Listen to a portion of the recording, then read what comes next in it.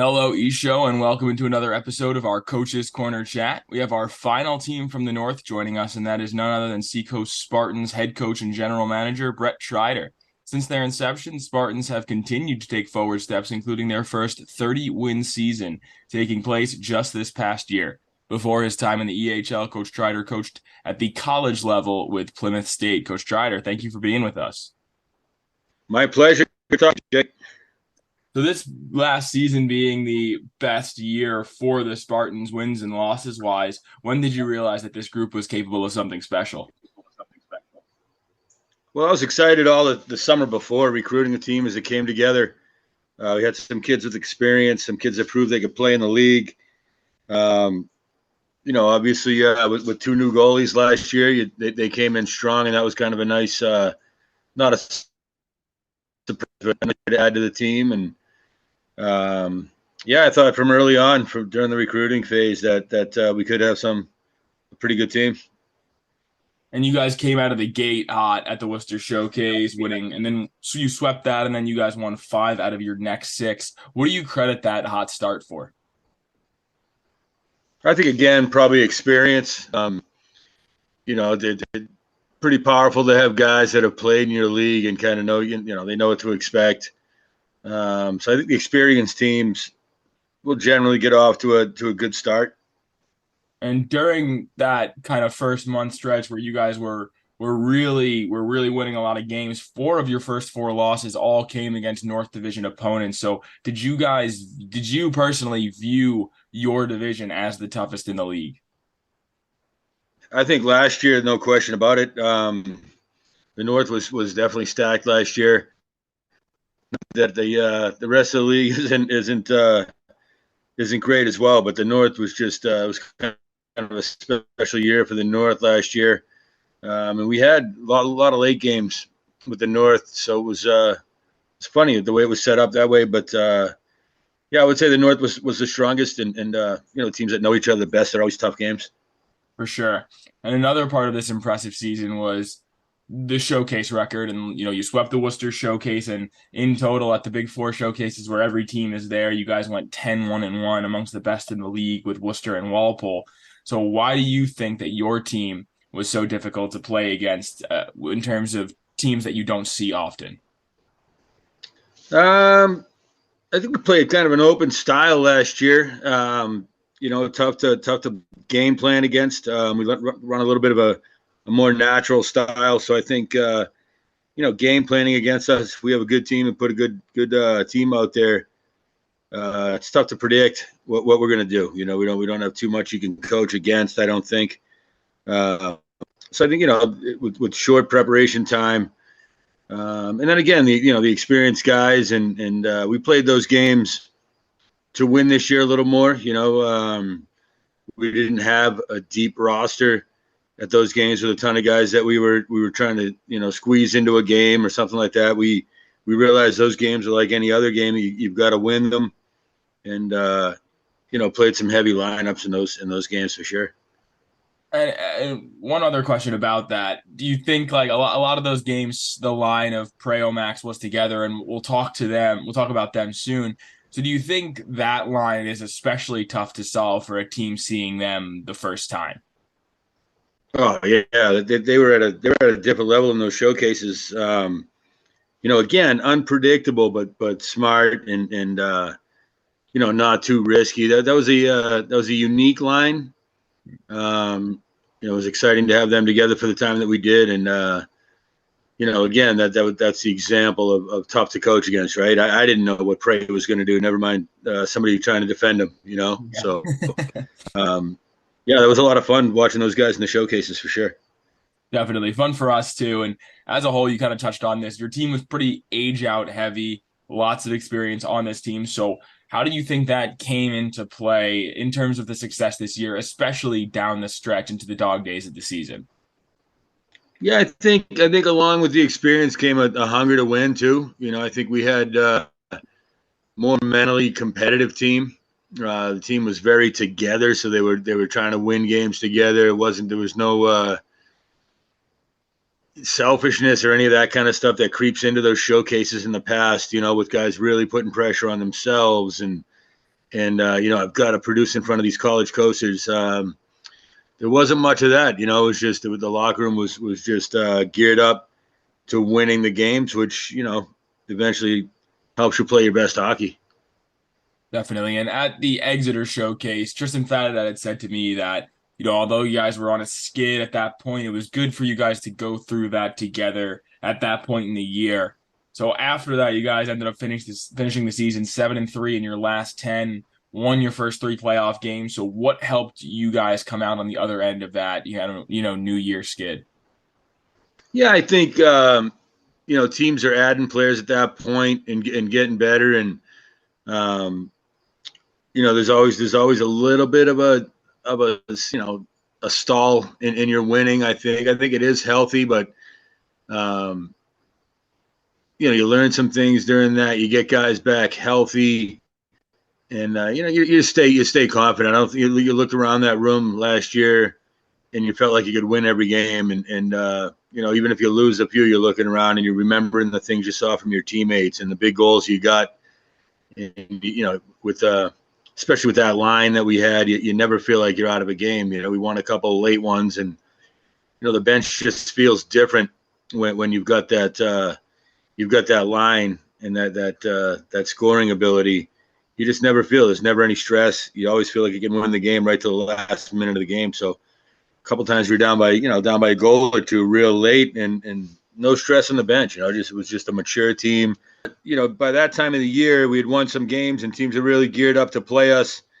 Always tougher playing with a target on your back. That was something new to us there.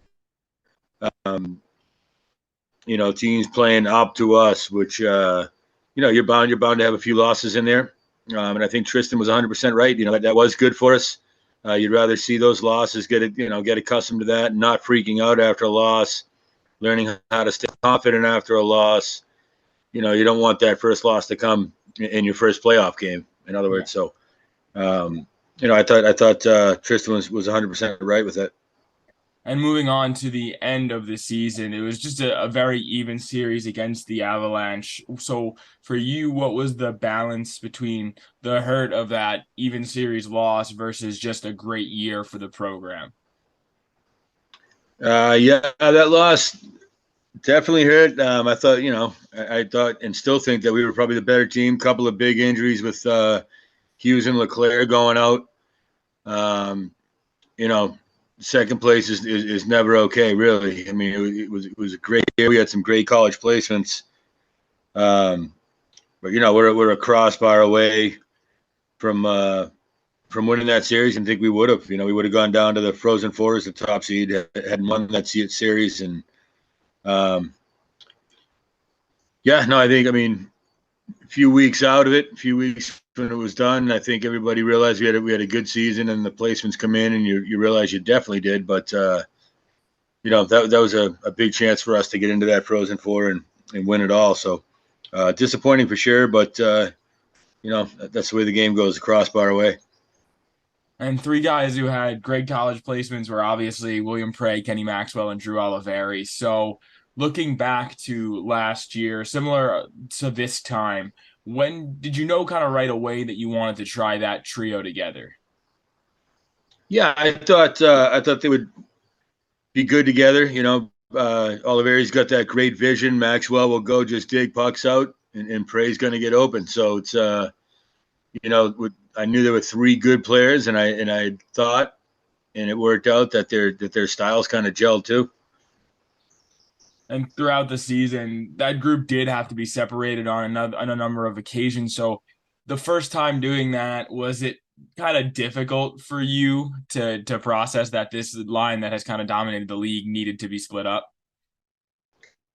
Yeah, I don't think it was difficult well enough to get a chance to play with those guys.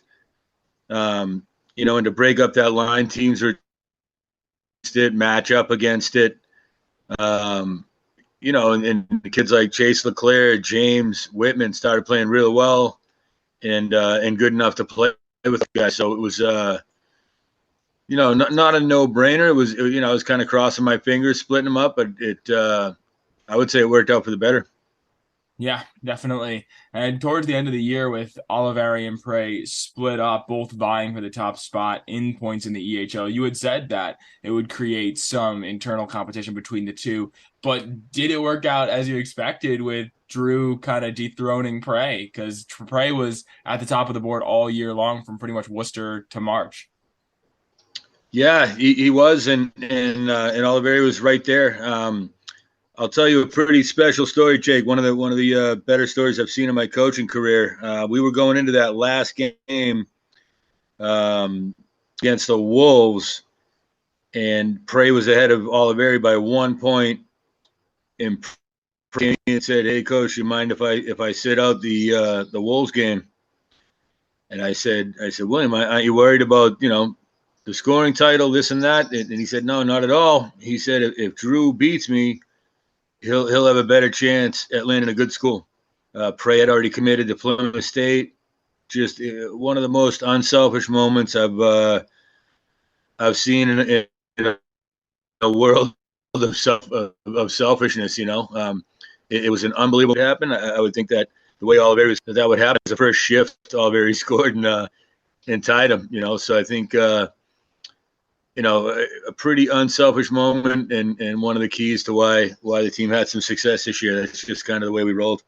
Wow, that's awesome. Thank you for sharing that with us for sure. And that doesn't surprise me knowing Prey and the kind of guy that he is, but and good for Drew on getting that great commitment to UNE as well. So, like I Right? said, with all those guys moving on to the college level, do you have any concerns about the Spartans offense for next year? Yeah, of course. I think McMahon's is due for a big year. We've signed a few other guys I'm pretty excited about. Won't let the cat out of the bag yet on that, but we should have some good forwards coming in. To get that kind of production, we're going to need to do some special things. But of course, replacing that production would be silly for me to say we're definitely going to do it or this or that. Each team is different. Each team requires different systems or amount of systems and depth of systems. So yeah, they'll be tough to replace, but definitely had more interest in our program from recruits with the year we had. So guys are getting the word it's a fun place to play, and we should have a pretty good team again this year.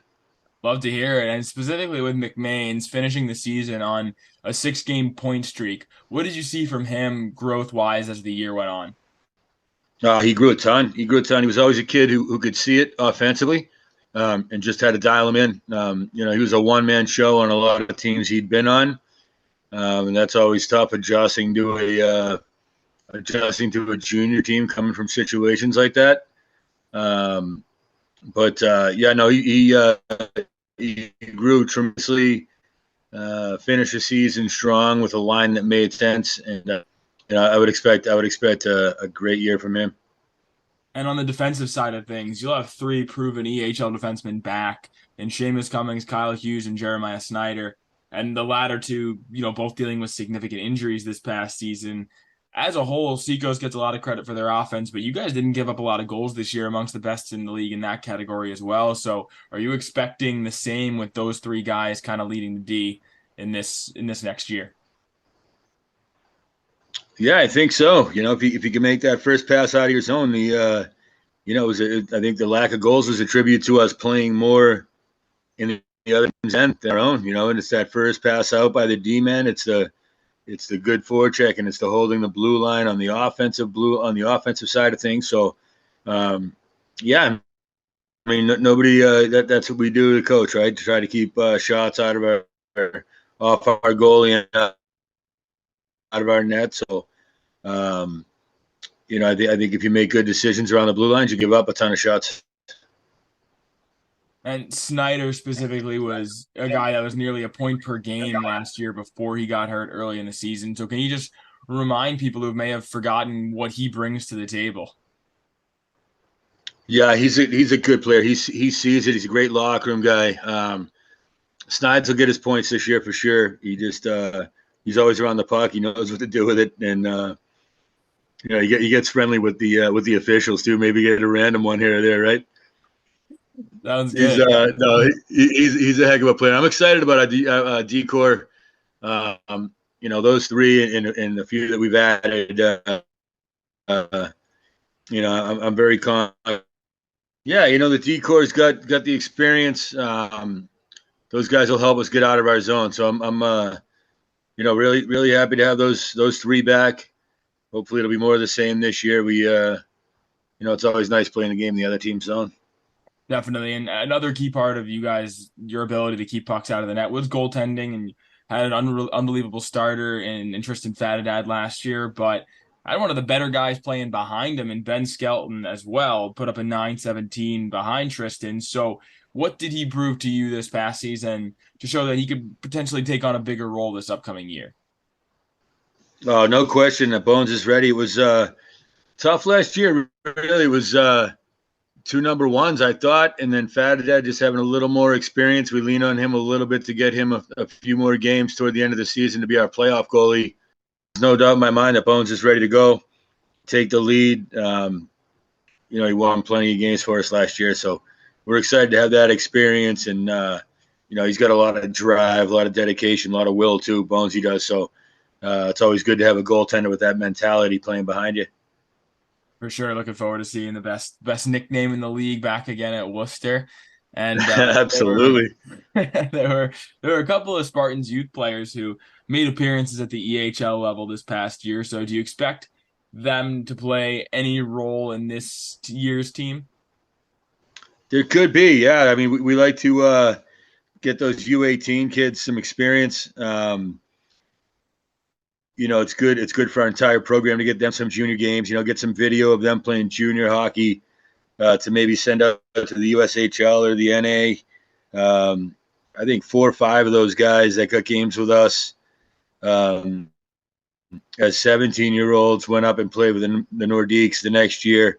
So it's good to get them a few games with us. Helping us is one point in the video they might need to get to the next level. So I think it works out for both reasons, and certainly we could have some of that this year. Sounds good. Sounds good. And we'll shift the focus to you a little bit, getting into your background. Spent several years at the college level with Plymouth State. So how did that experience provide you with insight on what the college coaches are looking for from junior players? Oh yeah, you know what they're looking for when you coach there. I was there 10 years, so I know the things you kind of can and can't get away with at the Division 3 level or that higher Division 3 level. And that's kind of where I draw my hard line, right? When I let the guys go a little bit, I don't let them do anything that's not going to be accepted at the college level. So that's where I draw that line. Basically staying on the right side of the puck, good decisions around the blue line, right? Toes up the ice, presenting your stick for passes, little stuff that at any level of hockey you have to do. So I think it gives me a great idea. It gives me the good context too. I was at a lot of those coaches' weddings and hanging out with a lot of those coaches. So I've got great relationships with those guys. So it doesn't mean all my guys can play for them, but it means that they're all going to get a look. And I think that's pretty important, having those connections that way too. Definitely, and there are two guys that will be playing for them. So two of the top guys, in William Prey and defenseman Eddie Mulligan, they're both headed there. So would you say that your connection with them is still pretty strong? Yeah, pretty strong.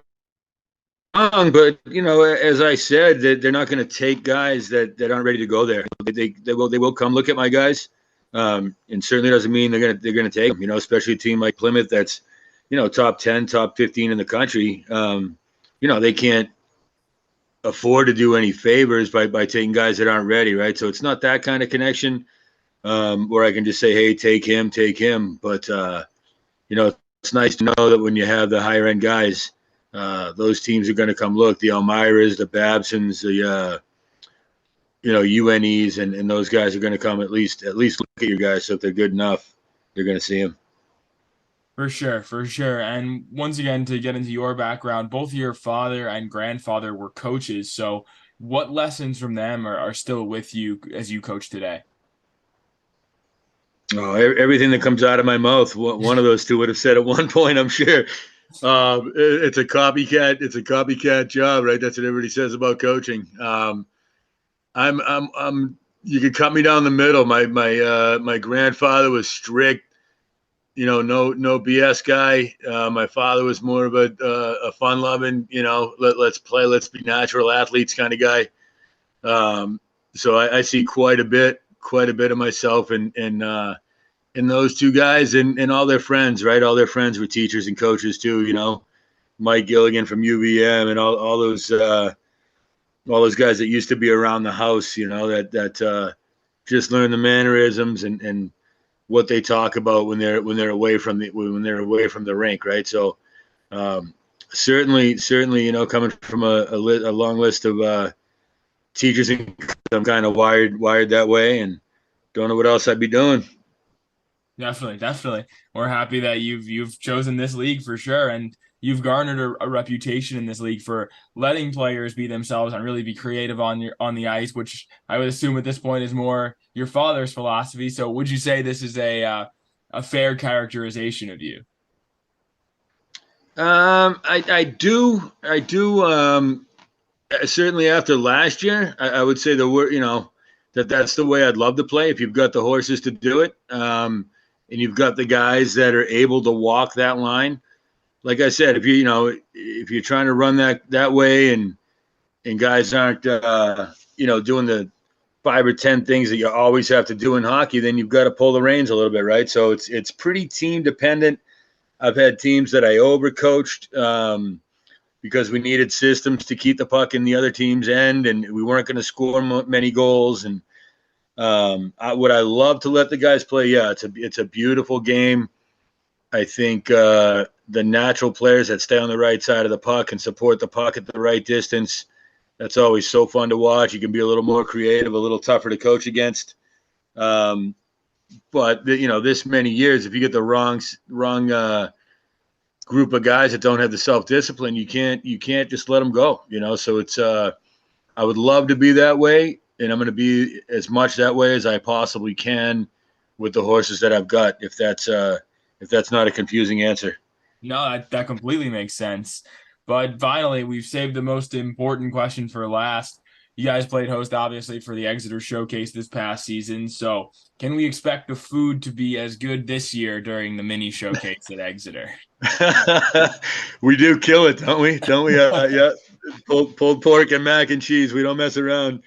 No, That's no. uh, that's kind of that's kind of the Seacoast Performance Academy way with Kurt Mallett at the helm and running a first class everything they do. So yeah, I would say 100%. We're proud of that showcase and proud of the spread and the way we treat the college coaches coming in and we take pride in it. Thank you for noticing that.